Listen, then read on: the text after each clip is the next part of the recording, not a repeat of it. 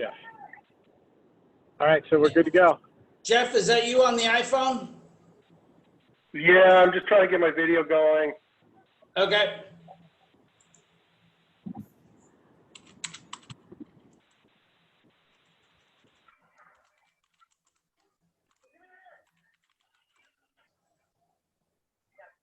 Okay, I've renamed you Jeff Murray.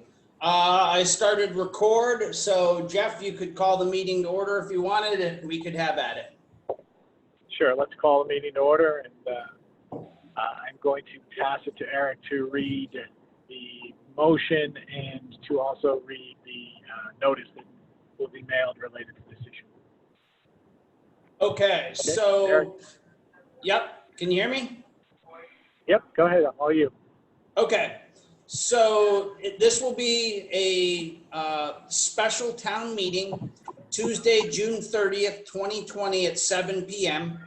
The call-in information is listed on the top of the town meeting, portion. The electors and citizens qualified to vote in town meeting in the town of Andover are hereby notified that a special meeting for the town of Andover will be virtually held on Tuesday, June 30th, 2020 at 7 p.m. for the following purposes: to choose a moderator for said meeting, to elect a member to fill the vacancy on the Region 8 Board of Education term ending June 30th, 2023, and adjourn. Copies of the candidate synopsis of qualifications are available on the town website at andoverct.org. Dated at Andover, Connecticut, this blank day of blank, which would be today's date. So essentially all this does is sets a town meeting date. We've talked it over with the registrar's office and Carol about how we can fairly and legally run a public meeting via Zoom. It is not perfect. One of the big downsides is that normally these votes are done with a paper ballot, which preserves the anonymity of the people that are voting. There's no practical way we can do that with the Zoom meeting.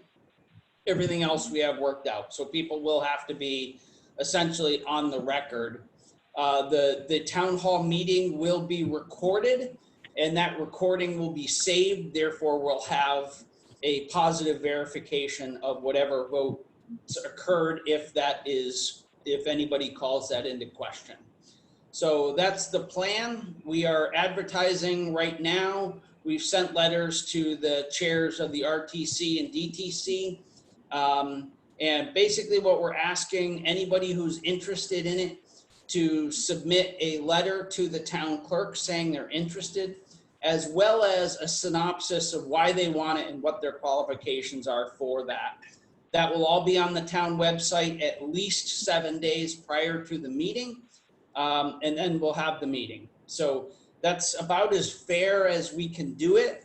And it appears we've gone back and forth with myself and Carol and the town's attorney, making sure that we are doing this legally and properly. So we're pretty convinced that we have this correct as far as satisfying all the governor's executive orders regarding meetings and how town business is conducted.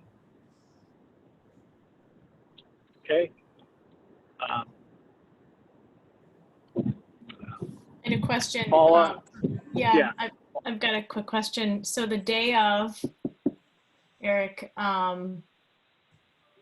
so people are going to be verified in the waiting room, so can you just explain that again?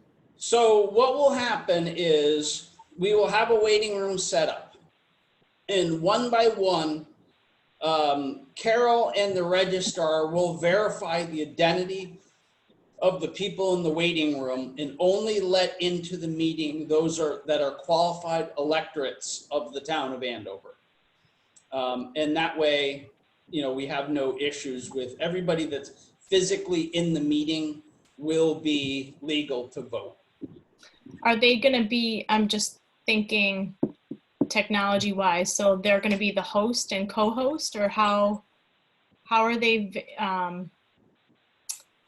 You know what I mean? So- Just for Zoom purposes. So what we're gonna end up doing in practical terms is put, at least 2 people in the room and possibly a third with Amanda so that they're all there, and more than likely Amanda will run the meeting.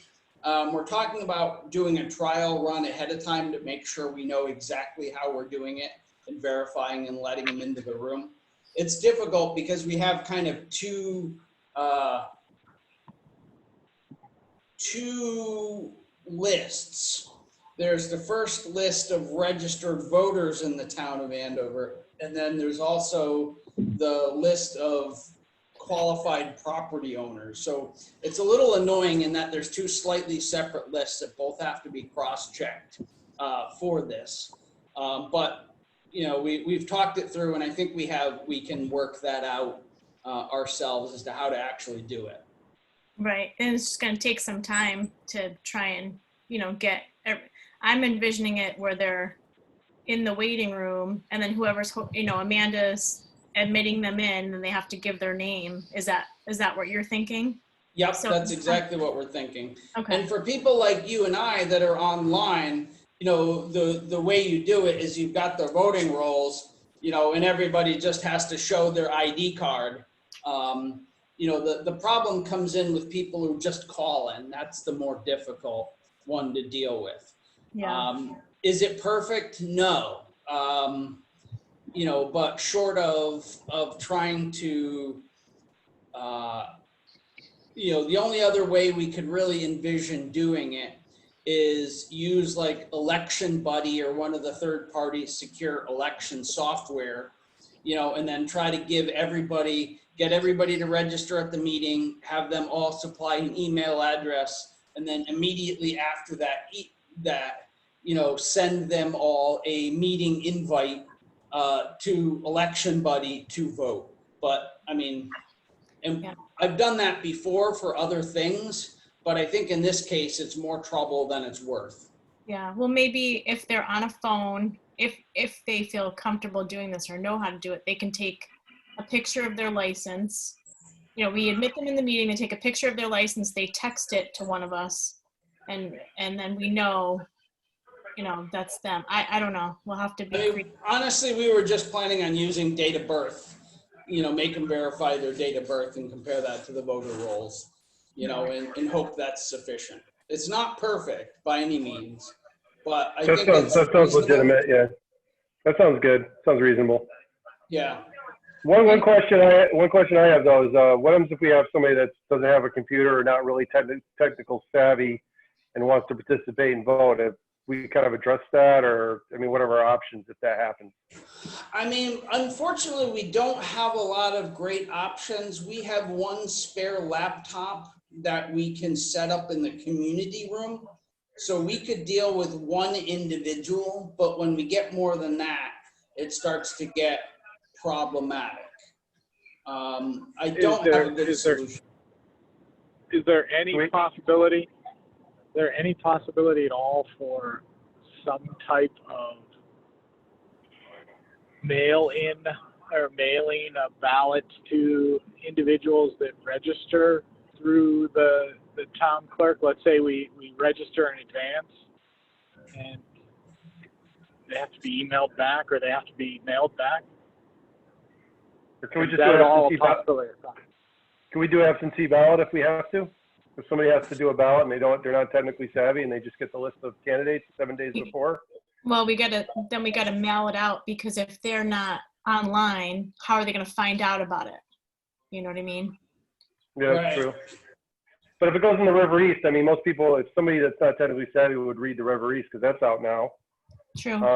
If we post that, saying, if you cannot attend in person and you would still like to vote, please contact Carol Lee and then get an absentee ballot. Well, the one thing, Jeff, though, the one thing though is that for every town meeting that I've ever attended, if anyone's ever wanted to vote and leave, our registrars never allowed them to do that. They had to stay to the very end of the meeting. Okay, I'm just asking that question because it may come up. No. I agree. I'm thinking through the issues, like going. I would sit there and go, could we could we have a meeting where people attended the meeting and then we knew they attended the meeting, we knew they were there? Do we care if their vote is private? The answer from me is no. So I agree with Eric. Let's just do it. It won't be perfect. Let's get it done. I was thinking maybe we could have people attend the meeting, hear the candidates, and then send them, have them already have a ballot somehow, either by email or something, and then they submit that back by email. But you're right, Jeff. People aren't going to be technically savvy. They're going to have to do a voice vote. Like Yeah, I mean, someone we'll that do it. dials in on the phone. Yep. Yeah, I mean, I hear the issue really is that Andover's we are a town meeting form of government, and our legal way to approve a candidate for the RAM board is a town meeting, not, and an absentee ballot is essentially allowing some version of a referenda. So I'm not sure I would have to ask Dennis before I would even say that's even legal. Okay, I'm just asking a question. Yeah, no, Yeah, it's a good question. Yeah, if I sit there and I think you could give a list of candidates and send out to everyone in town to sit there and vote, but then they wouldn't participate in the town meeting. They wouldn't necessarily need to listen to the candidate. They would just accept news from other people and vote. Even though it'd probably get us much greater participation, it's not how the charter's written. So, Eric, in my mind, if you've sat there and gone through this with Dennis and Carol, and this is okay, then let's just go through it. The only difference between this and an in-person meeting is that my vote is not private. Right. I have to go on the record. Correct. Okay. That's fine. Can we do it with a chat? Can we do it? Can we have people vote via chat with Amanda or something? If anybody's logged in with their number, we verified them. Can they just message? Yeah, but what about telephones? What about a telephone? That's true. That's true. Forgot about that. Yeah, I mean, those are the people that I'm mentally going, yeah, I mean, I have no access to this meeting. I'm on a phone right now. I don't have access to any of I'd have to sit there and say, Amanda would have to go Jeff McGuire, and Or they text Amanda. I don't know. They text their vote to Amanda. But Yeah, the problem comes in is how do we secure that, and how do we verify that? I mean, the advantage of doing it all publicly in a Zoom meeting is the meeting is recorded, and everybody's vote, if anybody has any question about who Eric Anderson voted for, all they got to do is look at the meeting, and you could go back through later and tally it up if it was close, or, you know, somebody questioned something. I mean, the one. I mean, I believe we need to do it this way. It's that the one question that I have is the governor's most recent executive orders. When is he releasing the opportunity to do in public meetings? There has not been any date set for that. I mean, I don't know what date we could postpone this to. There's kind of a crazy, one of the governor's orders was a little bit crazy in that it specified a very narrow window for when public meetings could occur, like June 27th to June 30th. And I think it's something that just slipped through the cracks, because I looked at it and Dennis looked at it, and it was like, did he really want to just make everybody do every public meeting in the state those 3 days? You know, but the date we picked does fall within the 3 days, so we know we're set even with that. You know, like I said, it is not a perfect solution. It's not exactly how we've done business in the past, but I think it's a workable solution. And according to our town's attorney, it's a legal solution.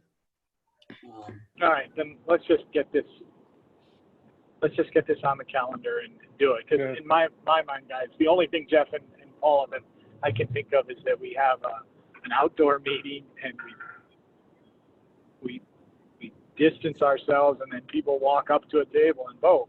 But you have so many issues with that. People in front of a registrar putting their license down, all the rest of the stuff. So let's just deal with this the way that Eric and Attorney O'Brien and Carol set it up, and just get it on the calendar. And if there's something that can be changed, Eric, what is our timeline? We really don't even have a very big window for this. If we chose to change it by the governor's executive order changed in-person meetings, a week, 2 weeks? Eric is going to sit there and say you don't have a window. Okay. Well, So, no, I mean, Let's just do it. you could probably Yeah, let's reverse just do your it. decision in the next week, but it would, because frankly, we've already sent out the meeting announcements, basically announcing these dates. So we could get So you didn't responses back in what we were time going to vote. for our public notice. I realize that, but worst case scenario, I go on the record and say, oops, I jumped the gun a little bit. That's okay. All right, let's. Do we have any further discussion on this, Paul and Jeff? Either one of us? Any of us? Nope, No, I'm good. let's just move forward with it. Okay, so Eric, is there a motion that you have available for us that we need to make, or it's just the reading of the public announcement? I would say it's just the reading of the public announcement. I move that the public announcement as read carries. All right. Do one of you want to make that motion? Paul and Jeff? Yeah, I move that the public announcement that was read carries. I'll second that. All right. Further discussion? None? All those in favor? Aye. Aye. Jeff? Aye. Okay. All right. So we're all in favor, 3-0. So we're going to have a special meeting on June 30th. Okay. Last Eric, question is there anything before else? you all go, Go ahead. is how do you want to sign the announcement? I kind of nixed Amanda's idea, which was, using DocuSign, because I think it looks kind of stupid. And if you're mailing this out to the electorate, I think it looks a little more professional if there's an actual signature on it. Is it still in the box in the town hall, in the letter? Well, it's sitting on my desk at the moment, but it can certainly go straight into the box in the town hall.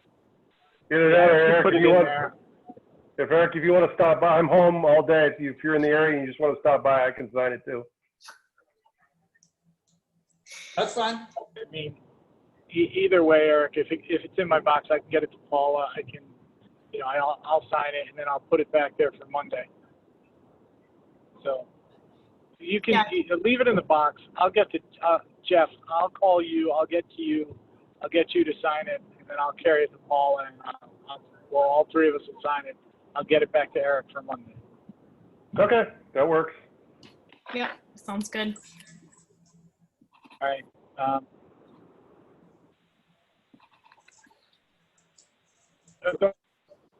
We're going to adjourn. Is there anything else that we need to do, Eric? Nope, that's it. Okay. One of you want? I'll make a motion to adjourn. I never make motions. Motion to adjourn. Second. Okay. All those in favor? Aye. Aye. Okay. All right, Eric. Thank you very much. Thank you. Jeff, All right, Jeff thanks, and Paul. I'll talk to you over the weekend.